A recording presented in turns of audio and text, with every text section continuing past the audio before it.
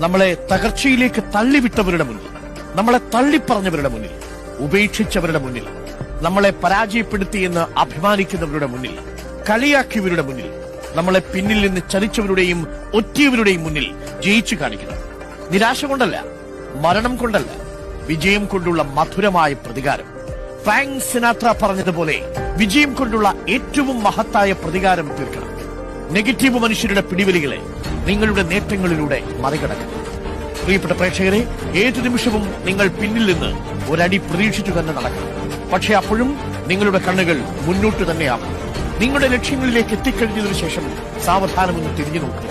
നിങ്ങളെ ഒറ്റാൻ ശ്രമിച്ചവർ, നിങ്ങളെ ചതിക്കാൻ ശ്രമിച്ചവർ, നിങ്ങളെ പിന്നിൽ നിന്ന് കുട്ടിയവർ, നിങ്ങളുടെ പരാജയം ആഗ്രഹിച്ചവർ, അവരൊക്കെ അങ്ങ് താഴെ പരാജയത്തിന്റെ അടിവാരങ്ങളിലായി.